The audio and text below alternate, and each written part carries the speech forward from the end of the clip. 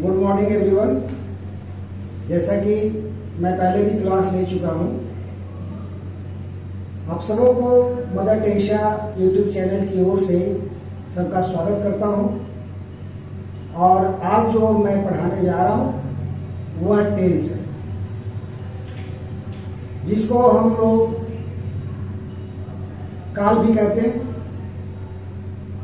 Tense क्या होता है, इस पे हम लोग थोड़ा विस्तार से चर्चा करते हैं। टेंस का मतलब काल होता है। टेंस का मतलब काल होता है, और काल तीन तरह का होता है। अगर साधारण बातों में कहा जाए, साधारण भाषा में कहा जाए, तो काल का मतलब समय होता है। हमारे जीवन में तीन तरह का समय होता है। अभी अभी जो गुजर रहा है उसको हम प्रेजेंट टेंस कहते हैं, जिसको हिंदी में वर्तमान काल कहते हैं। और जो समय बीते हुए समय में होते हैं उसको भूतकाल कहते हैं। उसको इंग्लिश में पास्ट टेंस और हिंदी में भूतकाल कहते हैं, जबकि अन्य को फ्यूचर टेंस कहते हैं। और फ्यूचर टेंस उस टेंस को कहते हैं जो आने वाला समय में होगा, भविष्य में होगा, अभी और हुआ नहीं है, तो उसको हम फ्यूचर टेंस और हिंदी में हम भविष्य काल कहते हैं। इसे आसान बनाने के लिए मैंने क्या किया है कि काल को आसानी से समझा जा सके, बहुत आसानी से बच्चे समझ लें। इसको हल्के तरीके से करने के लिए मैं इसको टेंस का पहचान करने के लिए एक कविता में इसको समाहित किया हुआ। एक कविता है हो को प्रेजेंट मानकर, था थे थी को पास्ट, और गावे गी को फ्यूचर कहकर करो टेंस पर विजय प्राप्त। ये कविता है और इसी से पहचान हो जाता है टेंस का। मतलब है हो हूं को प्रेजेंट मानिए, और था थे थी, जिस वाक्य के अंत में था थे थी रहे तो हम समझें कि वह पास्ट टेंस का वाक्य होगा। इसी तरह से गागेगी को फ्यूचर कहकर, जिस वाक्य के अंत में गागेगी रहे तो हम उसको फ्यूचर टेंस कहते हैं। और इतनी चीज की अगर जानकारी हो जाए, टेंस की अगर पहचान हो जाए, तो आप समझ जाइए कि टेंस पर आपको विजय प्राप्त हो जाए। बस इतनी सी बात करनी है। अब हम प्रेजेंट टेंस, जैसा कि जानते हैं कि टेंस तीन होते हैं, प्रेजेंट टेंस, पास्ट टेंस और फ्यूचर टेंस। अब हम टेंस को हम कैसे बनाएंगे, हम इसमें जितने भी वाक्य आते हैं उसको हम कैसे बनाएंगे, उसके बनाने के तरीका पर मैं आज क्लास लेने जा रहा हूँ। सबसे पहले मैं प्रेजेंट टेंस के बारे में मैं बताऊंगा।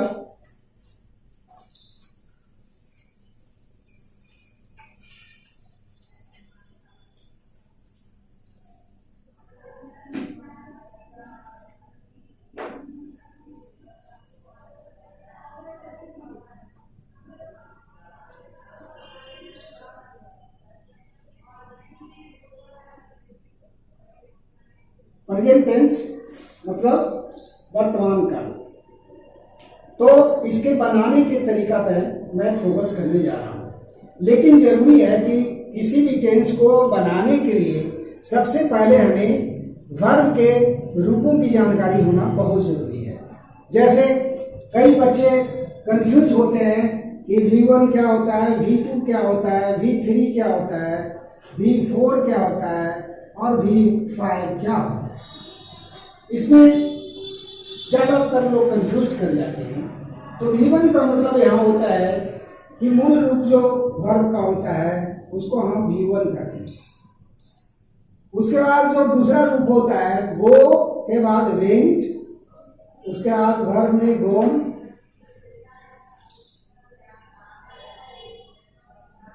उसके बाद वर्ब 4 में आईएनजी लगाकर बनाते हैं, गोइंग हो जाता है।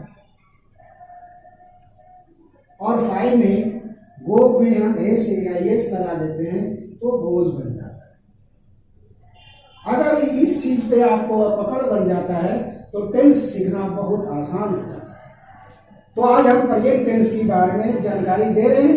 तो प्रेजेंट टेंस, इसके भी 4 भेद बताए गए हैं। प्रेजेंट टेंस को 4 भेद बताया गया है।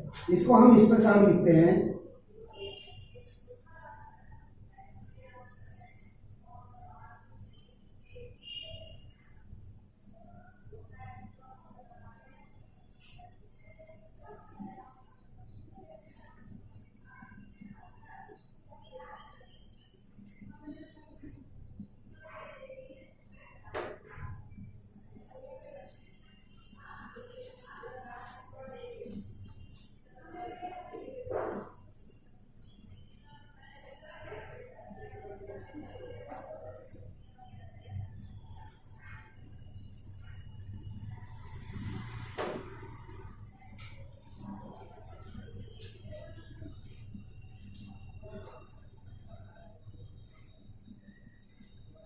अभी देखा कि प्रेजेंट टेंस के 4 भागों में बांटा गया है।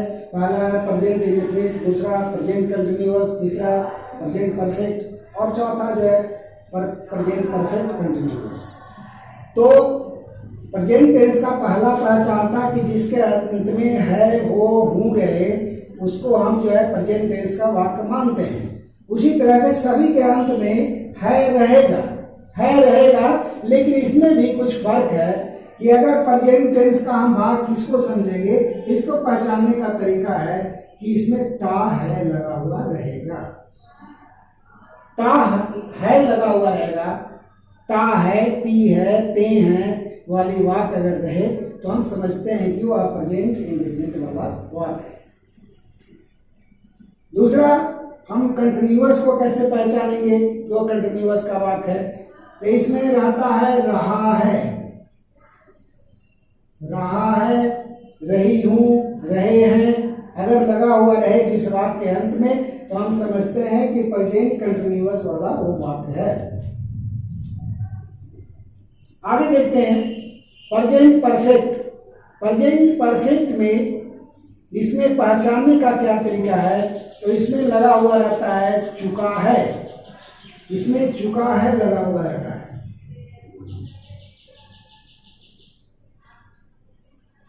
इसमें बहुत सारे लोग कंफ्यूज होते हैं कि चुका है सिर्फ समझते हैं कि चुका है, चुकी है, चुके हैं लगा हुआ रहता है, लेकिन नहीं, इसकी पहचानने का एक तरीका और है कि इसमें या है भी लगा हुआ होता है। या है, गया है, खाया है, पिया है, तो हम समझते हैं कि वह परफेक्ट टेंस का ही वाक्य है। आप देख रहे हैं चौथा इसका भी पहचानने का तरीका है। प्रेजेंट परफेक्ट कंटिन्यूअस टेंस का वाक्य को पहचानने का तरीका है कि इसके भी अंत में रहा है लगा हुआ रहता है। अब थोड़ा सा कंफ्यूजन क्रिएट हो रहा है यहाँ पे। अब यहाँ देख रहे हैं कि कंटिन्यूअस में भी पहचानने का तरीका रहा है और परफेक्ट कंटिन्यूअस टेंस का भी वाक्य का पहचानने का तरीका रहा है। अब दोनों में क्या फर्क है? तो दोनों में फर्क है कि इसमें जो है जनरल सिर्फ रहा है लगा हुआ रहता है, लेकिन इसमें समय दिया हुआ रहता है। जैसे वह आम खा रहा है, ये साधारण वाक्य है, लेकिन इसमें लिखा हुआ रहता है कि वह 3 घंटे से आम खा रहा है, वह 2 घंटे से आम खा रहा है। अगर समय दिया हुआ रहे तो हम समझते हैं कि वह प्रेजेंट परफेक्ट कंटिन्यूअस का वाक्य है। अब तो यह पहचानने का तरीका था। अब मैं बताने जा रहा हूं कि इसको बनाएंगे कैसे। तो बनाने का तरीका जो बहुत ही आसान है, आप इतना ही वाक्य को अगर आप रट जाते हैं तो टेंस का कोई भी ऐसा वाक्य नहीं जो आप बना नहीं सकते हैं। तो बनाने का क्या तरीका है? तो बनाने का तरीका है कि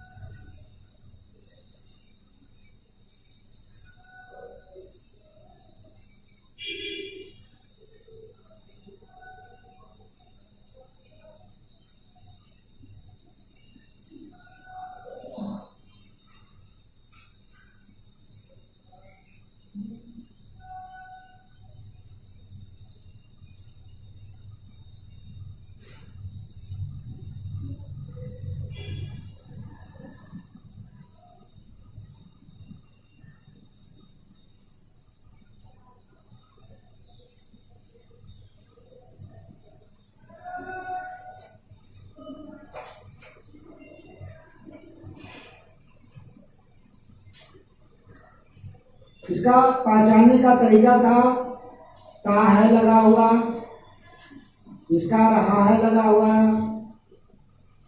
इसका है चूका है, इसका समय दिया हुआ रहेगा और रहा है लगा हुआ होगा। इसका बनाने का तरीका है कि पहले हम सब्जेक्ट लिखेंगे, उसके बाद वर्ब में एस और ईएस जहाँ जरूरत हो वहाँ लगाते हैं। उसके बाद हम ऑब्जेक्ट को लिख देते हैं। इसको हम एक वाक्य के द्वारा इसको समझते हैं। जैसे सीता किताब पढ़ती है। आप देख रहे हैं इसमें ता है या टी है वाला वाक्य है, तो यह इंडिफिनिट का वाक्य है। और इसको बनाने का तरीका आप देख रहे हैं कि सब्जेक्ट वर्ब प्लस ऑब्जेक्ट होता है। तो इसको हम देखते हैं। सबसे पहले सब्जेक्ट को पहचानते हैं। सब्जेक्ट लिखने के लिए कहता है, सब्जेक्ट यहाँ पे सीता है और वर्ब आप देख रहे हैं कि पढ़ना या पढ़ती है, पढ़ता है। और ऑब्जेक्ट जो बचा हुआ है वो यहाँ पे किताब है। अब इसी के तरह से हम इसको अरेंज करते हैं। सबसे पहले सब्जेक्ट को लिखते हैं। सब्जेक्ट यहाँ पे सीता, उसके बाद वर्ब को लिखते हैं। वर्ब का मतलब पढ़ना का वर्ब जो है रीड होता है। और जो ऑब्जेक्ट बचा बीच वाला, अंत में हम ऑब्जेक्ट लिखते हैं। यहाँ पे बुक है, इसमें लिखा हुआ है जहां जरूरत हो वहां पर एस और ईएस लगाइए। तो एस और ईएस हम कहाँ लगाते हैं इसकी भी जानकारी थोड़ा सा इसमें लेना जरूरी है। सभी लोग जानते हैं कि पर्सन 3 होते हैं, फर्स्ट पर्सन, सेकंड पर्सन और थर्ड पर्सन। और पर्सन के भी नंबर होते हैं, सिंगुलर नंबर और प्लूरल नंबर।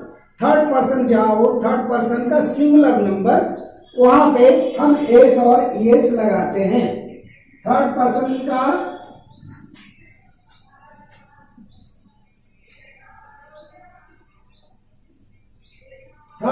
के सिंगुलर नंबर के साथ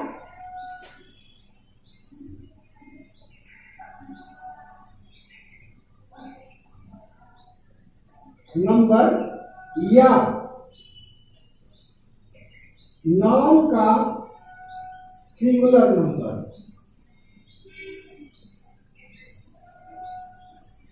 नाउन अगर कोई सिंगल हो तो हम उसमें जो है एस या एस लगा देते हैं। अब ये तो पर्सन में नहीं है, थर्ड पर्सन में, लेकिन ये नाउन में है और वो सिंगल है, इसलिए यहाँ कहता है कि थर्ड पर्सन के सिंगुलर नंबर में या नाउन अगर सिंगल हो तो उसमें वर्ब के साथ एस है या एस लगा दीजिए। अब यहाँ पे इसमें जो है हम लगाएंगे क्योंकि इसके अंतर्गत वो आ रहा है। तो हम सीता रीड नहीं होगा, सीता रीड्स होगा। और वाक्य को सुंदर बनाने के लिए हम ए का प्रयोग करते हैं, जिसको हम आर्टिकल कहते हैं। ए, एन और डी का प्रयोग करते हैं। अगर हम बोलते हैं Ram reads, Sita reads book, तो उतना अच्छा नहीं लगता है। अगर हम बोलते हैं Sita reads a book, Sita reads a book, तो ये वाक्य सुंदर लगता है। इसलिए वाक्य को सुंदर बनाने के लिए हम लोग आर्टिकल का प्रयोग करते हैं। इसलिए यहाँ पे हम अगर ए लगा देते हैं तो बहुत ही अच्छा हो जाएगा। और इस तरह से प्रेजेंट इंडेफिनिट बनता है और ये पूरा वाक्य कंप्लीट हो गया। तो मैंने बताया कि प्रेजेंट इंडेफिनिट के वाक्य को कैसे समझें कि वो प्रेजेंट इंडेफिनिट का वाक्य है, और अगर वो है तो उसको कैसे बनाएंगे। तो मैंने बनाने का भी तरीका बता दिया। दूसरे वाक्य को हम लेते हैं कि प्रेजेंट इंडेफिनिट का ही कि मैं मैदान में खेलता हूं, मैं मैदान में खेलता हूं। अब यहाँ पे देखिए सबसे पहले सब्जेक्ट लिखते हैं। पहले सब्जेक्ट ये हुआ, उसके बाद खेलना जो है वर्ब हुआ, और मैदान में जो है ऑब्जेक्ट हो गया। इसको मैं बनाता हूं। बनाने के लिए क्या लिखता है, सब्जेक्ट पहले लिखने के लिए आई मैं लिखता हूं, और उसके बाद वर्ब को लिखने के लिए कहता है वर्ब को प्ले,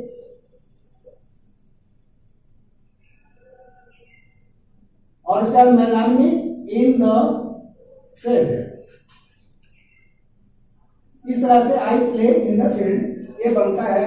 इसमें एस और एस लिखना जरूरी इसीलिए नहीं था, जरूरी नहीं था, क्योंकि यह थर्ड पर्सन में ये नहीं आता है। अगर ये थर्ड पर्सन के सिंगुलर नंबर में आता तो मैं इसके साथ एस या एस लगा देता, लेकिन यह फर्स्ट पर्सन में आता है, फर्स्ट पर्सन का सिंगुलर नंबर में आता है। हम एस और एस का प्रयोग हम वहां करेंगे जहां पे वह अगर थर्ड पर्सन का सिंगुलर नंबर हो या फिर नाउन का अगर कोई सिंगल सब्जेक्ट हो तो हम उसको इसके साथ एस या एस लगाते हैं। अब हम चलते हैं दूसरे वाक्य में, कंटिन्यूअस वाला वाक्य कि अगर प्रेजेंट कंटिन्यूअस का अगर कोई वाक्य हो तो उसका हम पहचानेंगे कैसे और उसके बाद उसको हम बनाएंगे कैसे। तो पहचानने का तरीका पहले ही बताया जा चुका था कि रहा है अगर लगा हुआ रहे, रहा है, रही है, रहे हैं लगा हुआ रहे, तो हम समझते हैं कि प्रेजेंट कंटिन्यूअस का वाक्य होगा।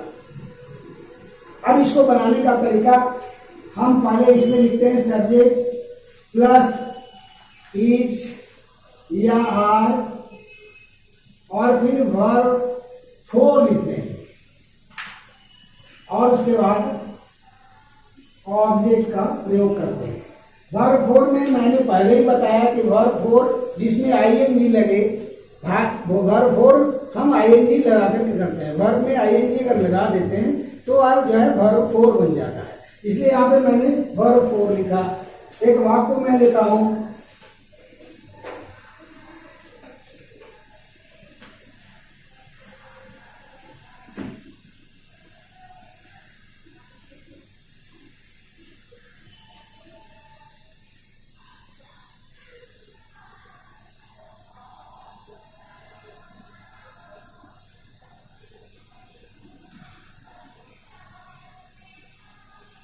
मदन किताब पढ़ रहा है।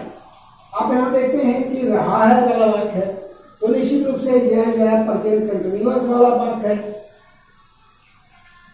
और इसको बनाते कैसे हैं, तो यहाँ पे बनाने का तरीका दिया हुआ है, बिल्कुल shortcut formula, subject plus is या आर या प्लस B4 प्लस ऑब्जेक्ट। अब इस तरीके को हमें यहाँ पे इस्तेमाल करते हैं। पहले हम सब्जेक्ट को चुनते हैं, तो ये मदन जो है सब्जेक्ट हुआ, ये रहा है वाला वाक्य जो है ये आपको वर्ब हो गया, ये किताब आपका ऑब्जेक्ट हो गया।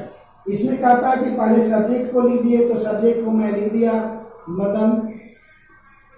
मदन सिंगल है इसलिए यहाँ पे इज लगेगा न कि आर लगेगा, इसलिए इज लगा दिया मैंने। मदन इज V4 लिखने के लिए कहता है, तो V4 मतलब वर्ब में आईएनजी जोड़िए, तो यहाँ पे पढ़ रहा है का अंग्रेजी क्या होता है, तो रीडिंग होता है।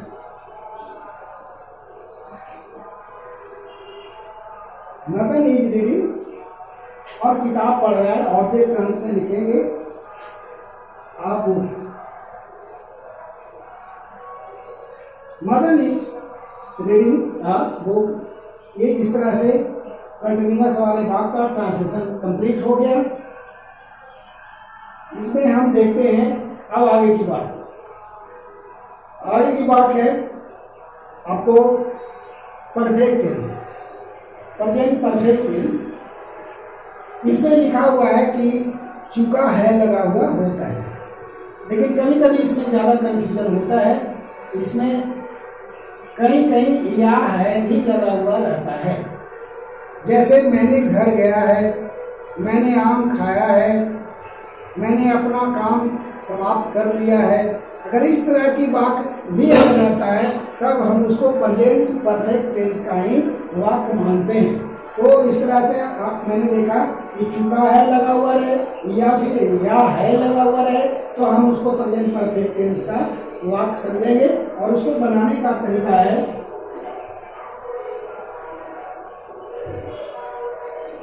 कि हम सब्जेक्ट प्लस हैज या हैव प्लस वर्ब 3 का प्रयोग करते हैं और उसका ऑब्जेक्ट का प्रयोग करते हैं। जैसे एक उदाहरण से इसको समझते हैं। एक उदाहरण मैं लेता हूं, जैसे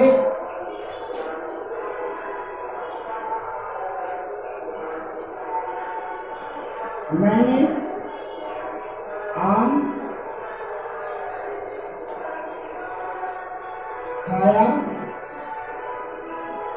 है या मैं आम खा चुका हूं।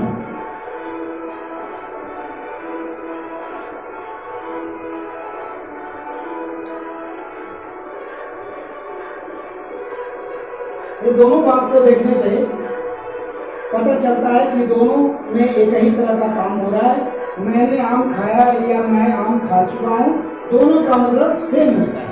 और दोनों बातों का जो बनाने का तरीका है वो ये है, इस आधार पे हम बनाएंगे। सबसे पहले पहचानने का तरीका और उसके बाद फिर बनाने का तरीका। अब हम इसको कैसे बनाते हैं अब हम देखते हैं।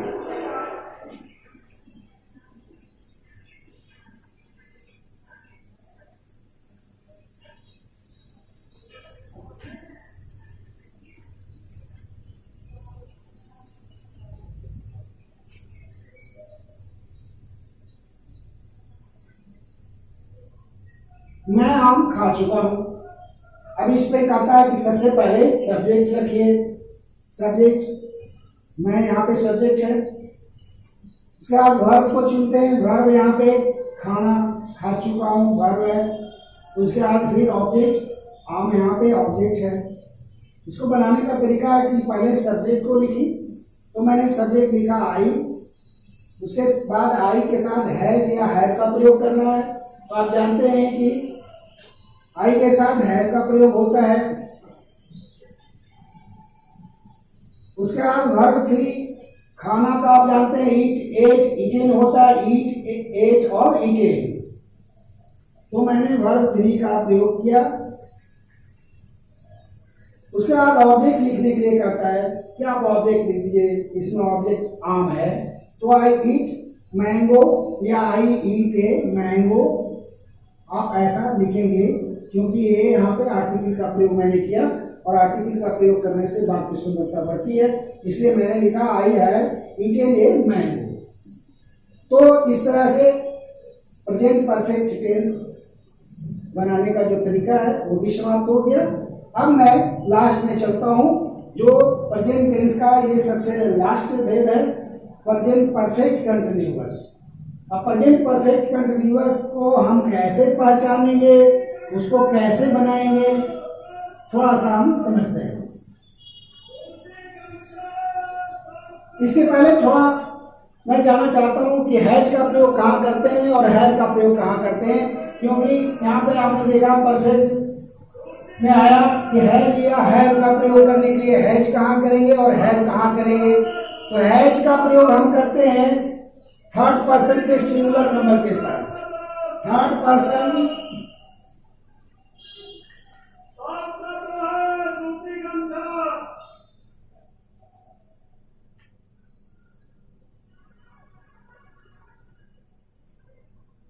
सिंगुलर नंबर के साथ या कोई नाउन अगर सिंगल हो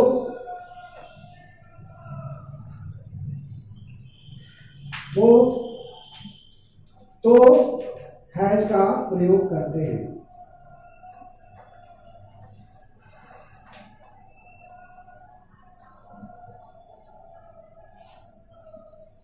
तो आपने समझ लिया। इसके बाद मैं चलता हूं प्रेजेंट परफेक्ट कंटिन्यूअस टेंस के ऊपर। प्रेजेंट परफेक्ट कंटिन्यूअस टेंस थोड़ा सा पेचीदा है और हर लोग इसमें ज़्यादा कंफ्यूज होते हैं। तो कंफ्यूज होने की जरूरत नहीं है, बहुत ही आसान तरीके से मैं इसको बताने जा रहा हूं और बहुत ही आप लोगों को फायदा होगा। अगर फायदा हो और इस पार्ट से आप लोगों को अधिक जानकारी हो, ज़्यादा फायदा अगर पहुंचे, तो मदर टेरेसा यूट्यूब जो चैनल है उसको सब्सक्राइब करेंगे और इसको अधिक से अधिक लाइक भी करेंगे, ताकि इससे ज़्यादा लोग बेनिफिट उठा सकें।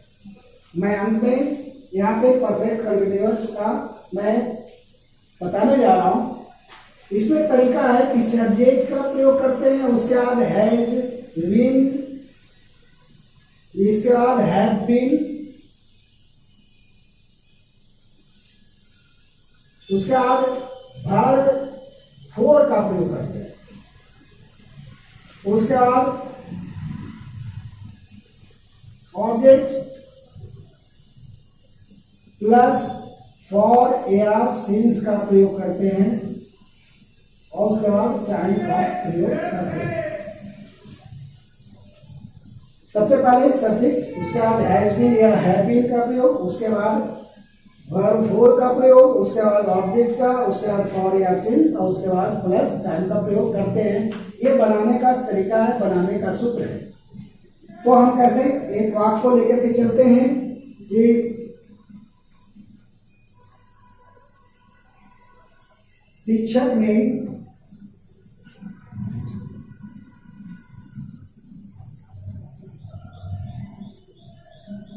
छात्रों को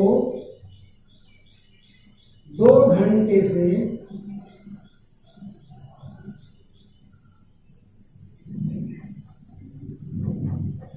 पढ़ा रहे हैं। शिक्षक छात्रों को 2 घंटे से पढ़ा रहे हैं। शिक्षक छात्रों को कितने घंटे से पढ़ा रहे हैं? 2 घंटे से पढ़ा रहे हैं। अब यहां पे आपने देखा कि ये समय दिया हुआ है, शिक्षक छात्रों को पढ़ा रहे हैं।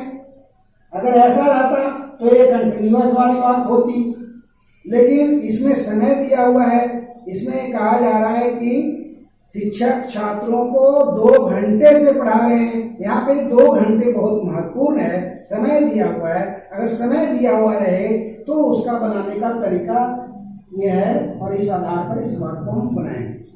पहले कहा जाता है कि पहले सब्जेक्ट लिखिए। यहाँ सब्जेक्ट आप समझ रहे हैं कि टीचर है।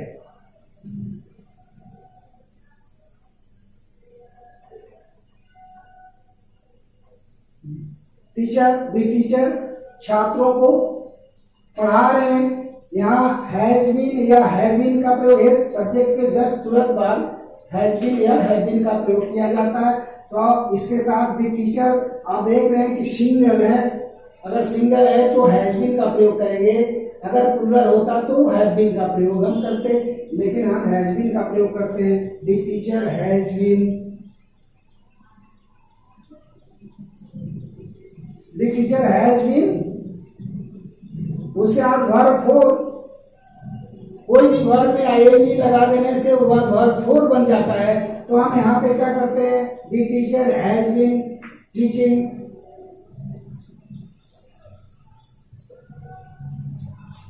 अब ऑब्जेक्ट लिखने के लिए यहाँ पे ऑब्जेक्ट आप देख रहे हैं छात्रों को। यह वर्ब है, यहाँ पे था वर्ब है, और यहाँ पे टाइम है। The teacher has been teaching. उसके बाद ऑब्जेक्ट छात्रों को, टीचिंग द स्टूडेंट्स।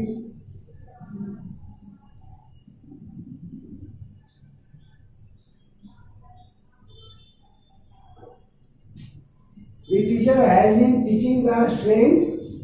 उसके बाद फॉर या सिंस का प्रयोग करना है। तो यहाँ पे अभी फिलहाल हम फॉर का प्रयोग करते हैं, फॉर। उसके बाद समय लिखने के लिए, समय कितने घंटे? 2 घंटे। फॉर 2 आवर्स लिखते हैं।